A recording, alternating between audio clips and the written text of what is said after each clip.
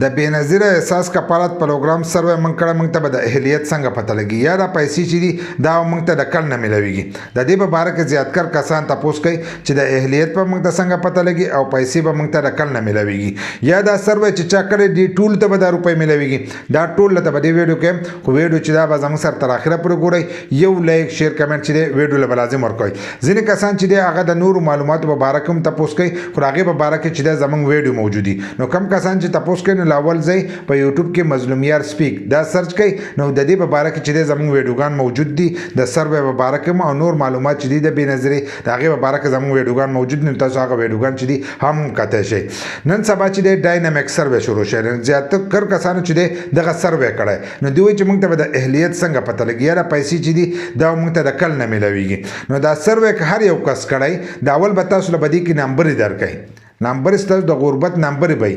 که تاسو د دې لپاره اهل وای نو الو به تاسو دغه روپۍ میلاویږي. داسې نه چې تاسو سروې وکړو چې هر یو کس ته چې دی دا روپۍ به میلاویږي. کم کسان چې موږ ته به د دې پته څنګه لګي، تاسو ته به د 8171 نه میسج راځي. میسج به راځي چې څنګه تاسو سروې وکړو، نو تاسو ته هم دغه میسج راځي چې تاسو سروې وشو، د هغې جانچ پړتال نه وروسته موږ تاسو ته د اهلیت چې دی میسج درلیږو. خو هغه میسج چې دی به د 8171 نه راځي. د 8171 ته په دې باندې هم اکثر ځینو کسانو ته چې دی پیک میسجونه راځي او دوکه کوي. بیا هغه ته دومره روپۍ راولګي چې موږ تاسو د دې لپاره اهل کړو، نو به دغه چلې هغه دوکه کوي. نو 8171 چې دی د دغې نه به تاسو ته میسج راځي که تاسو اهل وئ، نو بیا به دا روپۍ تاسو ته میلاویږي. خو داسې نه چې تاسو اهل شوئ او په میاشت کې روپۍ ورکړل، نو هغه روپۍ به تاسو ته نه میلاویږي. په راروان قسطونو کې چې دی تاسو ته به روپۍ میلاویږي، ځکه چې په هغې کې ښه صفحه لیکلي که ستاسو په میاشت کې دننه سروې شوی، نو دغه روپۍ چې دي دا تاسو ته نشي میلاوېدلی کله چې تاسو 8171 ته چې دی میسج وکړئ. خو دا روپۍ چې دي دا به هر سړي ته نه میلاویږي. لکه څنګه چې مې راته وویل دا به د غربت نمبر تاسو له درکوي. لکه کم کسانو چې سروې کېږي، دا دفتر والا خو ستاسو سروې وکړي، دا بیا دا ریکارډ چې دی دا لاړ شي اسلام آباد ته. چې اسلام آباد ته لاړ شي نو هلته کې هغه ستاسو هغه ټول معلومات چې دی هلته وګوري. چې وګوري نو تاسو هلته نمبر یې درکړي.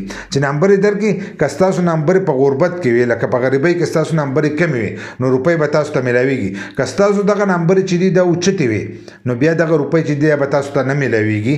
لکه که کله بیا په هغه اوچتو نمبرو کې روپۍ میلاوېدلې، پر روان وخت کې چې دی تاسو به د دې لپاره اهل کوئ. ځینې کسان به چې دا سروې څنګه کېږي او د دې لپاره لږې سو، نو د دې په باره کې چې دی زموږ ویډیوګان چې دي زموږ په یوټیوب چینل کې موجود دي. مظلوم یار سپیک چې سرچ کو په هغې کې به تاسو ته دا ویډیوګان چې دي دا به راشي. نو اهلیت دپاره چې دی تاسو ته میسج راځي. ځینې به چې موږ خو سروې کړه خو موږ ته میسج چې دی هغه رانغی، نو د دې میسج هېڅ څه پته هم نه لګېږي.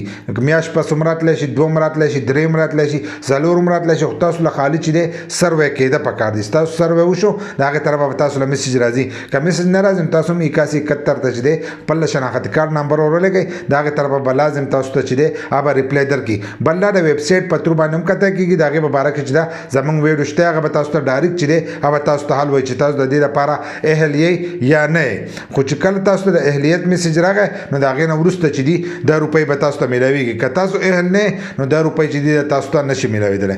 که ویډیو مو خوښه شوي نو یو لایک شیر کمنټ چې دی دې ویډیو له لازم ورکړه. داسې نور ویډیوګان لپاره زموږ د فیسبوک پیج هم د ځان سره فالو کړئ او یوټیوب چینل چې دی هغه هم د ځان سره سبسکرایب کړئ.